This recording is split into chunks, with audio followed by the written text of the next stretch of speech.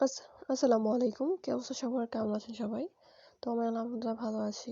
আপনারা কেমন আছেন অবশ্যই জানাবেন। তো আজকে নতুন আরেকটা রেসিপি নিয়ে আসলাম। এই রেসিপিটা অবশ্য এটা হলো বুটের হালুয়া। এটা সবাই শবে বরাতের আগেই বানানো হয়ে গেছে, ভিডিও হয়ে গেছে দেওয়া। কিন্তু আমি একমাত্র ব্যক্তি মনে হয় যে এখনো রান্না হইলেও এখনো ভিডিও পোস্ট করিনি। তো সেই ভিডিওটা নিয়েই চলে আসছি আজকে।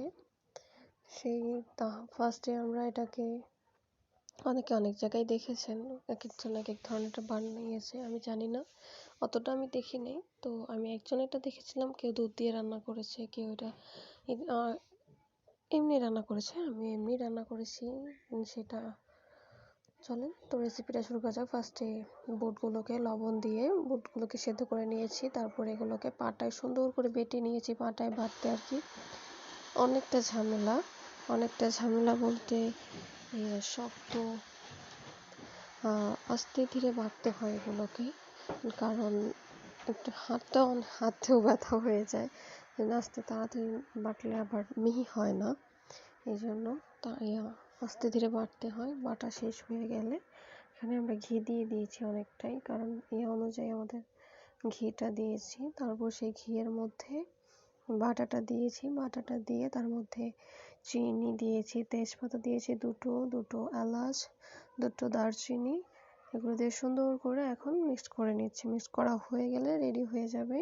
মিক্সড করা হয়ে গেলে বলতে তো ঘন হয়ে যাবে, তো এই যে চিনির যে পানিটা ছাড়বে ওইটা আর কি মিশে গিয়ে একবার ঘন হয়ে যাবে। তারপর আমি একটা ট্রের মধ্যে করে তেল দিয়ে নিয়েছি, যাতে নিচেরটা না ধরে যায়, না লেগে যায় আর কি, যেহেতু ঢালবো এটার মধ্যে।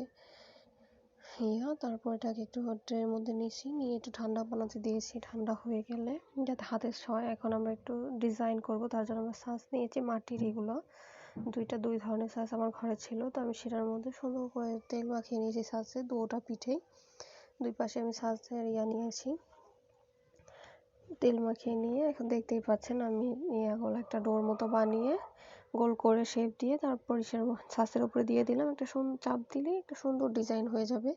অবশ্যই ছাঁচে প্রত্যেক সময় একটা বানাতে গিয়ে একটু তেল দিয়ে নেবেন, যাতে ছাঁচে লেগে না যায়। অটোমেটিকলি তেল বেশি দিলে এমনি হাতে চলে আসবে, চাপ দেওয়ার পরে হাতে মেয়া করলে এই যে হালকার উপরে একটুখানি দিলেই চলে আসবে, কোনো সমস্যা হবে না। এই তো রেডি হয়ে গেছে আমাদের, দেখতেই পাচ্ছেন। তো ভিডিওটা কেমন লাগলো? ভালো লাগলে অবশ্যই লাইক করবেন, সাবস্ক্রাইব করবেন, আমার পাশেই থাকবেন। ধন্যবাদ সবাইকে, দেখা হবে পরবর্তী ভিডিওতে। তো বুটের এই হালুয়া রেসিপিটা কেমন লাগলো বলবেন অবশ্যই। আর যারা